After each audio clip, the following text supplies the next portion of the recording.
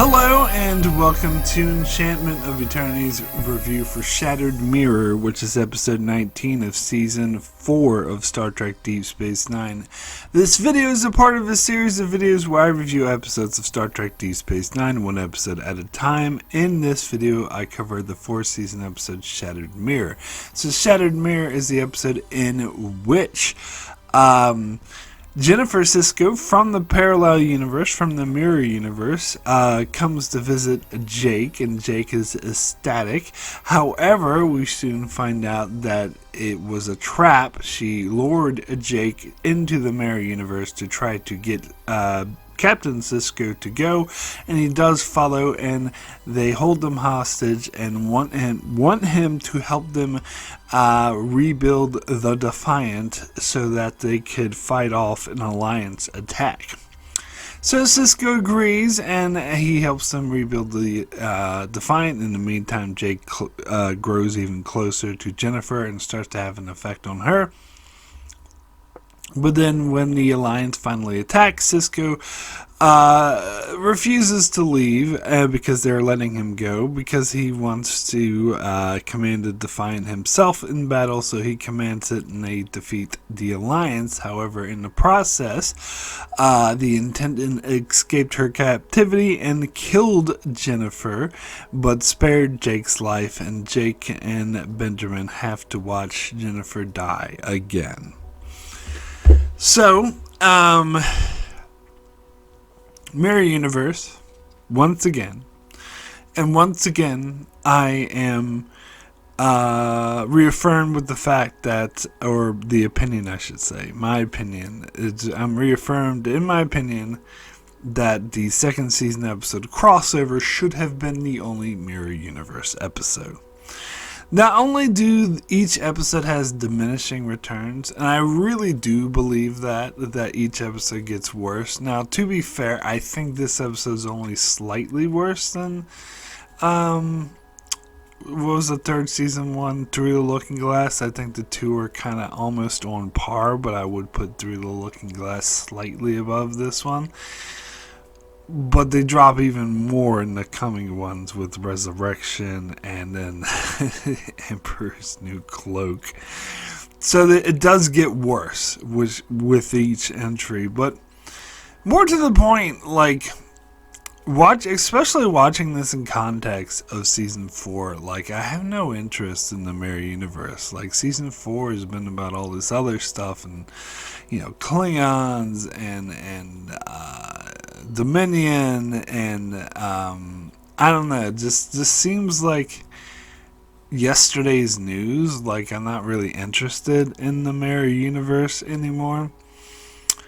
And the thing that I praised the episode Through the Looking Glass the most for was the concept of Benjamin having to confront, like, his dead wife, and because this is another version of his wife but not exactly the same wife, so, and him having to confront the feelings with that. And the best thing about this episode is pretty much the same thing. It's a Jake confronting his dead mother, but it's not really his mother, but kind of is another version of his mother. So he has to confront his feelings about that. So that is an interesting storyline, and I do like it, but it's just a repeat of what they already did in season 3. And the characters, the Mirror Universe characters, are getting more goofy. Like, that's what I said. Like, in crossover, like, they were intimidating, they were scary, like, it felt like they were in a twisted haunted house. Like, the other the Intendant was a very intimidating, scary, fucked up figure, and the other Garrick, was also very scary, talking about, she will be gone, and it was, yeah, super intense, and they completely lost that. And now the intendant comes off as like campy, goofy. I mean, not to say that she wasn't campy to begin with. She was always campy, but it's still in a sort of intimidating and like scary way. But here, she's just like in a goofy way, like just very goofy and dumb and cliche, and it's just, it is diminishing returns. Like it gets worse, like with every entry. And I've heard some people say they prefer this episode to Through the Looking Glass, and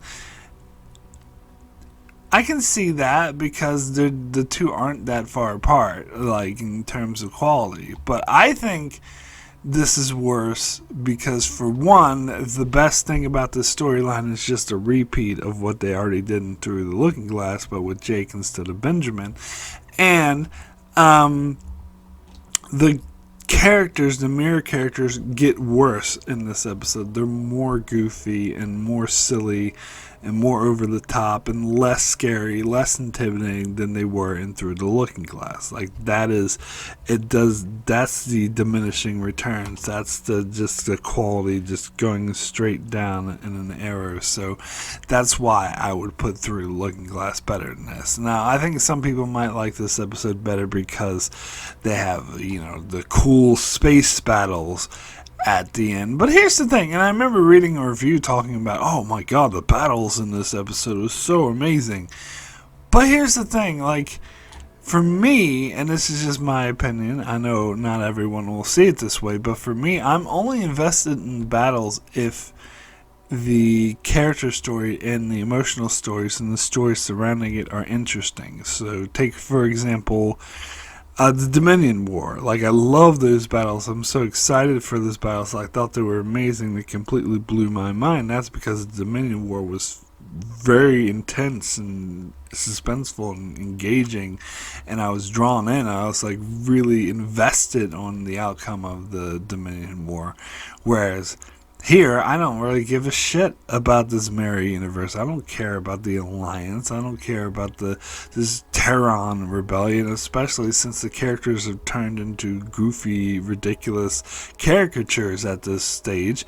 So it doesn't matter how great the visual effects are and how cool the battle sequences are. If I'm not invested in the story, I don't care.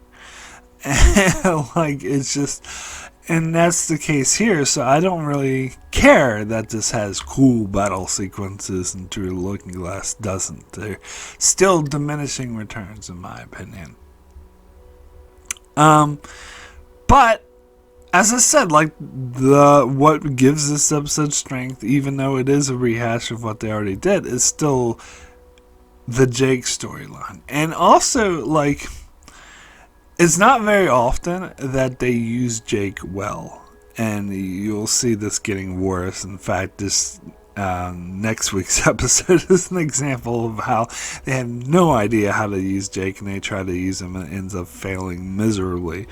But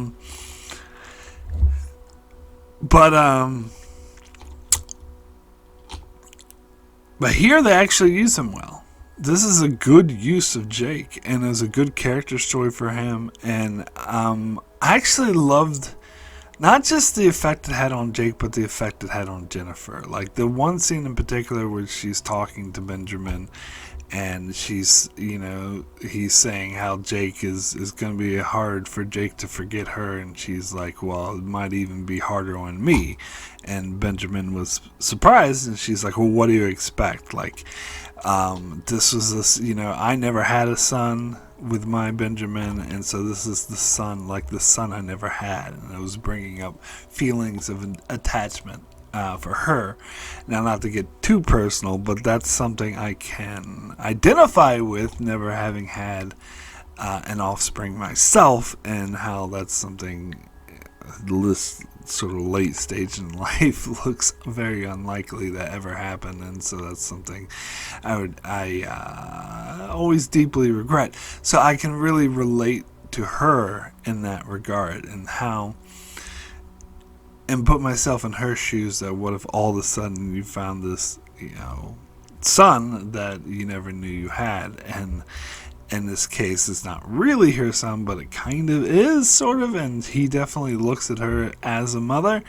And so how the effect that would have on her, and I thought that was really powerful. That was really strong, especially when she says to Benjamin, like, yeah, I thought there was something between us. Is that gone now because of what I've done? And he responds with, I don't think that was ever real to begin with, which you can see devastated her.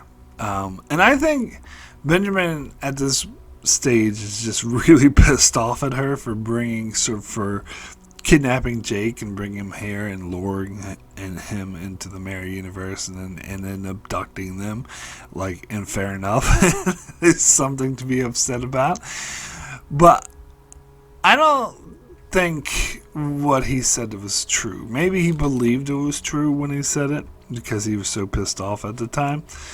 But I think if you go back to Through the Looking Glass, there was definitely a connection between them, and he actually definitely felt something for her. I think it was just clouded by the fact of how pissed off he was at her at the time. But then you fast forward to her death, when she's lying on her deathbed, and he grabs her hand, holds her hand, and she says, I knew there was something between us. And I believe he responds in the affirmative. But, you could argue that he's just saying that to comfort her as she's dying, which it does comfort her.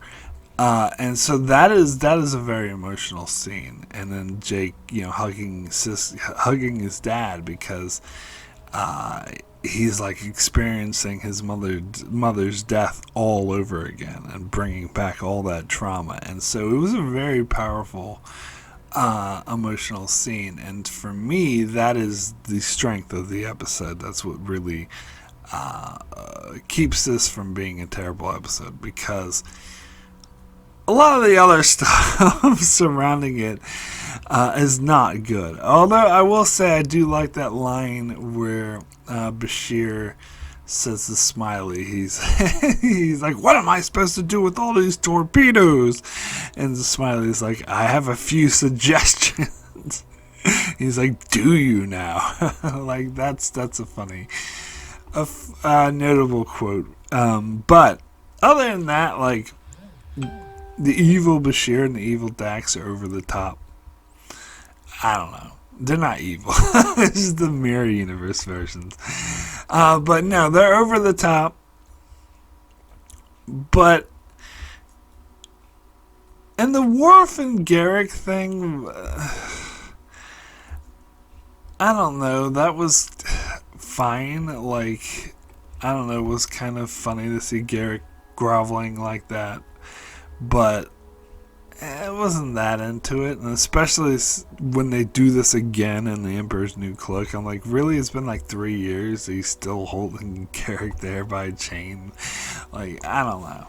It's yeah. Then it was just like not good at all. Like, I wasn't interested in that at all. But in this episode, it's fine, I guess. I think Worf was a bit too hammy, honestly.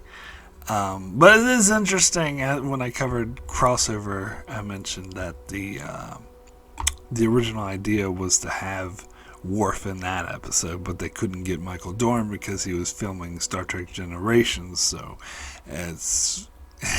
they finally did manage to get him now that he's a cast member on Deep Space Nine. So, but that was always the idea. Although he was supposed to be like the Intendant's first officer, not Garrick. And Garrick was going to be the second in command, but then third, the second officer. But then when they couldn't get Michael Dorn, they promoted Garrick to the first officer, and then made that random Klingon guy to be the second officer or the third in command. And I think it makes much more sense to have Worf be a general like this, but is a better use of him. But it's still silly and goofy. And the Intendant, completely silly and goofy now. Like, I can't take her seriously. She is not scary anymore. And then when she breaks out of prison. Like, what? This whole thing about, yeah, Nog I did not like in this episode at all. Like, I see what they're doing. They're trying to be like, in the Prime universe, Nog is like the most honorable of the three Ferengi characters. He's the one going to Starfleet. He's the one most accepting the humans. So in the Mirror universe, he's the least honorable. He's the most despicable one, because Quark was very honorable in this universe and was trying to save the Terrans that were being enslaved. And Rom also worked for the rebellion. And so they're like, well, let's make it so Nog is the one who's despicable and only cares about money. I mean, I get it, but I just think it's dumb. Like, especially the part where he breaks out the Intendant, and what does he expect to gain from it? Like, he says, oh, I owe you gratitude because you killed my father and uncle. Well, first of all, so what? Like, if he's really this greedy, selfish guy, he should expect something in return for breaking her out. They should have mentioned that. He should have been like, now you have to give me this reward or whatever. And also the fact that she turns on him and kills him, for one, is extremely cliche. Like, I hate this cliche. Especially the way he like says, oh, don't worry, I won't tell anyone. Like, he's just begging to be shot. Like, not only that, like, he should have realized that she would kill him. Like, and so when she does, it's like, that's so cliche. That is so dumb. I really hated that. And it just so happens she comes across Jennifer and Jake. And the whole thing about when she, after she kills Jennifer and she's gonna kill Jake, but he says, I'm Sisko's son, she's like, oh, tell your father I spared your life. Really? Like, I don't know, that doesn't seem to... Does she really expect Sisko to like pay her a favor for sparing, like... And of course this never comes up again. Like, I don't know, and it seems like it's out of character. She just killed the guy who helped her escape and just killed Jennifer, and now all of a sudden she's gonna spare Jake just because he's Sisko's son, because she thinks she can collect on a debt, which never happens. I don't know. That whole thing is just weak and silly to me. Like, I just, yeah, just don't buy it. And I'm just not interested. And also, like,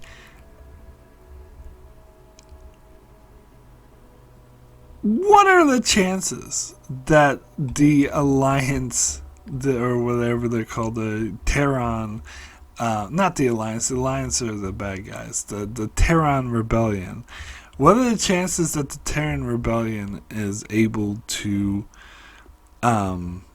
build an exact replica of the Defiant when they have limited resources, and like Starfleet and the Federation have like unlimited resources? It's a post-scarcity society. They can create these really awesome ships. So you're telling me that this random scrap of rebels are able to recreate a Starfleet ship almost exactly? That's bullshit. That is just plot contrivance is what that is. And it's just a way to have the Defiant fight off the Alliance ships. So yeah, I think that's pretty much all I have to say about this episode. It's if it wasn't for the Jake storyline, it would probably just be a flat out bad episode, but the Jake storyline and Jennifer's storyline was kind of good. So yeah, I just don't care about, like, and crossover when it ended and we saw the Terran rebels form a rebellion. Like, I was into that. I was like, ooh, yeah, that's good. That's like, I'm rooting for the rebels. I'm excited. But it's to the point now where I'm just like, yeah, I don't give a shit. Like, I don't care if the alliance kills them all or if they win. It's like, meh, whatever. It's just because the characters are less relatable and more campy and ridiculous and dumb, so I don't relate to it as much anymore. Anyway, I would now like to thank my Patreon supporters very much for supporting me on Patreon. It's very much appreciated. It does help me continue with the channel. I want to give a big special thanks to Jordan Johnson and Brandon Neal House. Thank you so very, very much for your strong support. I'd also like to give a shout out to Tyler Cease, Benjamin Mead, Antarius, Greg Marley, Francisco, Chuck Hooks, Kyrie091, Anthony D. Benedictus, Ricky, Matty Jester, Joel Lavals, Alessandro Miguelcio, Norman Buckwald, Stephen Kennedy, Britton Berg, and Allison Fordyce. Thank you all so very, very much for your support. So, we do have a few Patreon comments on this episode. First comment is from Kyrie091, who says, "Shattered mirror, more like shattered beer," or... Okay, I didn't have anything past shittered, so hopefully Norman Buckwald or Antarius will help me with this one. I get it, these Mirror Universe episodes are fun fan service, and I won't argue that I suppose that's true, but it's hard for me to get into them when they interrupt the flow of huge overarching narrative. There's a lot going on by this point in DS9. It is no longer just an Adventure of the Week show. There are complex themes, political stuff, interpersonal entanglements. I want to see that stuff sorted out. You know what it reminds me of? Did y'all ever watch Lost? You remember that episode of Lost where they divert from the main story to tell a completely irrelevant backstory about Nikki and Paulo? The episode itself was kind of fun, but it was a huge break in the momentum. And that's what this is. That's why it makes me feel so shittered. Did I say, when I said the thing, did I say more like shittered beer? If I said shattered beer, I said it wrong. It's shittered beer. But anyway. So I agree that this is a break in the momentum, and I've said as much as... nobody really cares about the Mirror Universe. You just feel disconnected from it at this stage of the show. Although I do disagree about Lost. I know everyone loves to hate on that Nikki and Paulo episode. I actually kind of like it. And I see what you're saying about it breaking the momentum, but the thing is, there's tons of episodes in season 3 that break the momentum, and that's why...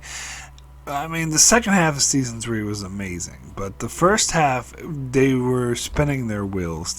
In fact, the producers, Lindelof and Carlton Cuse, even admitted that, is because that the network refused to let them set an end date for the show, and they really wanted to set an end date for the show, and the network refused to do it, so they purposely were like spinning their wheels to sort of show the network like, this is what the show is going to be like if you just force us to keep going and going and going. We need to have, this is a finite story and we need to have a definitive end.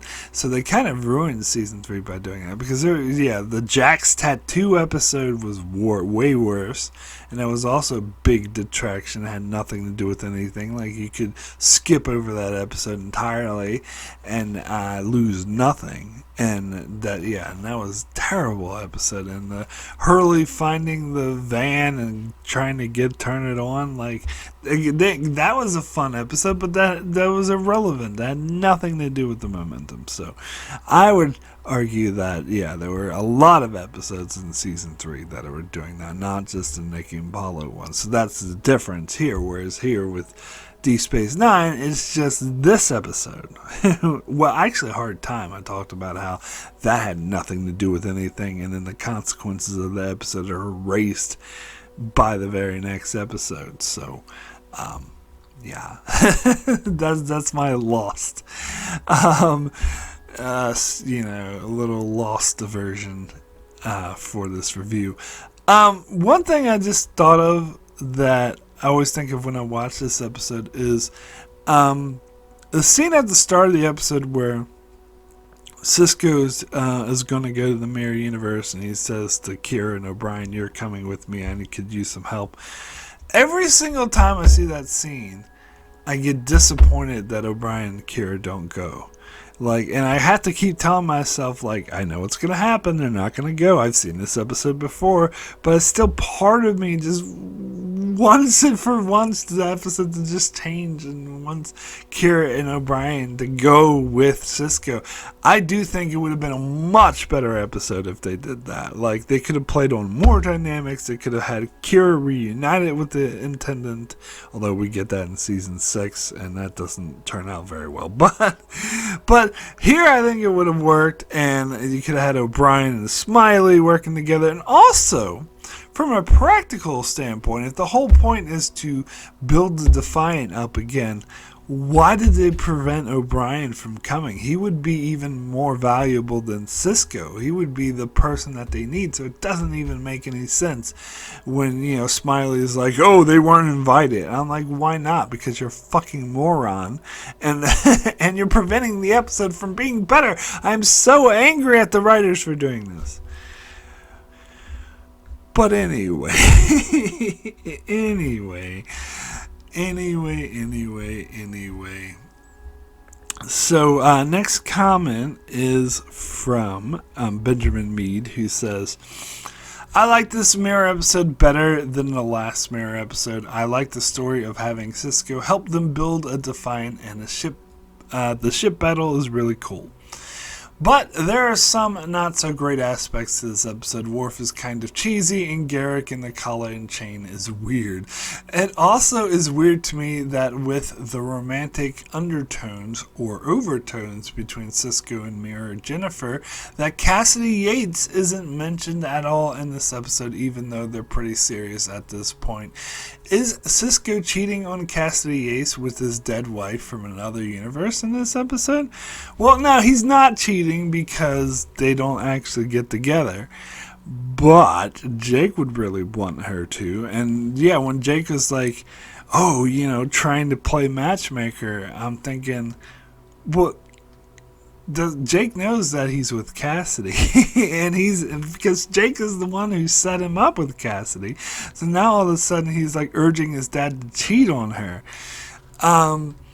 Also, though, it did have me thinking when I'm talking about stuff I wish this episode would have done to make it better. As touching as that scene was at the end of the episode, I think it would have been way more interesting if they kept Jennifer alive. And not only that, but she went back to the Prime Universe. And that she wanted to sort of be Jake's mother. And so that would create this interesting love triangle between Benjamin, Cassidy, and Jennifer, and how they could really play off that. But I suppose some people say that would make it too much like a soap opera. But I think it would be an interesting through storyline and a missed opportunity. But I get that they just want to have this Jennifer storyline done with, and so they can smash the reset button and move on, which I don't think, to be fair, is a totally terrible thing. As I said, that ending was very touching, but I still think it would have been better if they kept her alive and created a love triangle. But that is just me.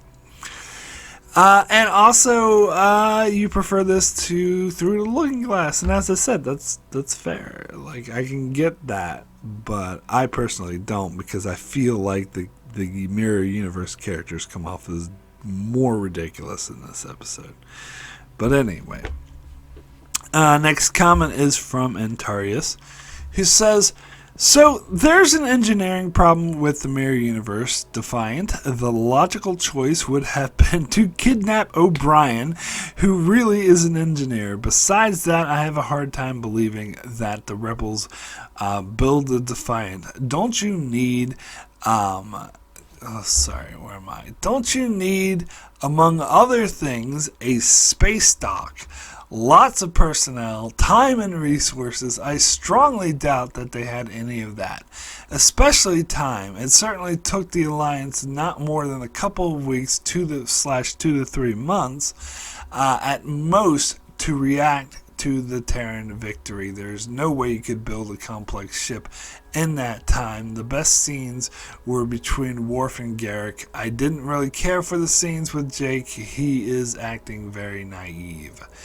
The crazy thing about the episode is that the Klingons are currently enemies of the Federation in both universes, which again shows how bad this storyline is. We see a lot of expensive special effects in this episode. It's sad that they use this money here instead of improving the Homefront Paradise Lost two-parter. My rating is a 4 out of 10.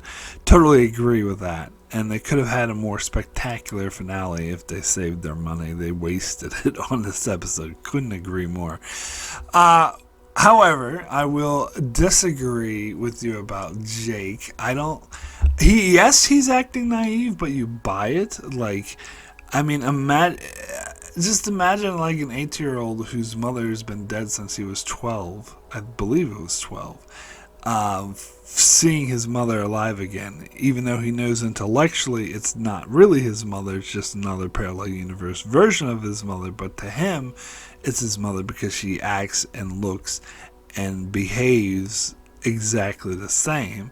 And so I totally buy Jake's behavior here. In fact, I think this is a good use of Jake, but just my humble opinion. But yes, you're mirroring my sentiments about there's no way they would have built the Defiant. In fact, the way you state it makes it even clearer that they absolutely would not have been able to. Because, I didn't think about how they wouldn't have enough time. And they have less time, less resources. They don't have the abundant resources of the Federation, which is huge. There's no way they could have been able to build an exact replica of the Defiant. But, plot. That's why it happens, so the episode can happen. Anyway, next comment is from Ricky, who says, this episode was okay. I mean, this is each episode from the Mirror Universe starts to get less and less interesting, and to be fair, it was interesting to have Jake involved and interact with Jennifer, but the whole thing with Nog freeing Mirror Cure was so out of character, and he would not give a shit about her, let alone helping her break free, and that dumbass should have known that she had no loyalty and would kill anyone and everyone without mercy. So, the Mirror Nog bothered me and the most about the episode, and also Jennifer's death was a bit sad that Jake and Cisco had to go through that again, but like I said, okay episode, so my rating is a 6 out of 10. Yep, agree with all that. The Nog thing, I don't know if that's what bothered me most about the episode. Actually, I think it is. I think the intendant's what bothered me most about the episode. The whole thing with her killing Nog was just so cliche. It's I always talk about this cliche from that show 24, how they would have these guys in the black market sell some technology to these terrorists, and the same thing would happen every single time. The black market guy would be like, "Where's my money?" And the terrorist would be like, "I have your money right here," and then pull out a gun and kill them. That's such a cliche that I hate, and this is similar to that. And also, you're right, it makes no sense why Nog would break her out. None whatsoever. At least they could have had him, have a dialogue about, what about my reward? I need a reward, blah, blah. And plus he said, I have a ship waiting for you. It seems to me that those that ship that's waiting for them when if they found out Nog was killed would be like, oh well, let's fucking kill her, take her hostage or something. Like, if you're gonna do this, kill our boss. But I don't know what the close relation. You could argue it's just some rando mercenaries that he hired that don't have any loyalty to him, but maybe they would have loyalty. What if they're like his best friends and like, holy fuck, you just killed my best friend, screw you. Like, but whatever. This episode clearly doesn't want us thinking any deeper than the surface. Anyway, thank you, patrons, so much for your comments. So, my rating for Shattered Mirror out of 10 is going to be a 7. Very good. Yeah, like, I think that, my rating was a bit higher than most people, I believe. Yeah, Antares gave it a 4. Ricky gave it a 6. And, that's it. We didn't get a Norman Buckwald comment in this episode. But anyway, so I'm a bit higher, because I did really love the Jennifer stuff. Those 2 scenes with Jennifer and Cisco, and saying that we have a connection, and explaining how Jake affected her personally, and the dying scene was very touching. So that's what I think elevates this to a 7. And if the rest of the episode was good, then I would give this episode probably an 8 or a 9. But it's not. Like, a lot of it's just mediocre. Like, the stuff with Garrick and Worf is just mediocre, and the battle is fine, whatever. I'm just not invested with it. But then there's too much wrong with the episode, like Nog and the Intendant and her killing in them and pulling all the cliches, and also the fact that they didn't fucking take Kieran O'Brien with them, which would have been such a better episode if they actually did that. I'm still pissed off. Every time I watch it, I'm pissed off when they don't beam over. Like, even though I know it's gonna happen, I'm like, oh, why? But anyway, that is it for my review of Shattered Mirror. So if you enjoyed this review, please be sure to help out the channel. Leave a like, subscribe, leave a comment below. That sort of thing helps me out. And if you really enjoy this and you really want to support the channel, you could consider supporting me on Patreon. There's a link in the description below. There's different rewards for different tiers, such as you can leave these longer comments on my video that I'll read. And also pre-releases, and I do a series of patron-only videos where I revisit reviews that I've already made. So, let's see what's coming up next on the channel. Where we are. So Monday I'll be over on Patreon doing one of those patron exclusive videos where I revisit my review for #FuckTheMuse. And Wednesday doing a patron requested video, the top 10 worst one-off characters in Star Trek. And then on Thursday, back on Patreon again for another patron exclusive video, this time revisiting my review for The Thaw. So that's what's coming up on my channel. Be sure to check me out as I continue to cover Star Trek Deep Space Nine and Star Trek Voyager and many other videos on Star Trek and other shows as well. So be sure to subscribe so you can keep up with all of that. And thanks a lot for watching.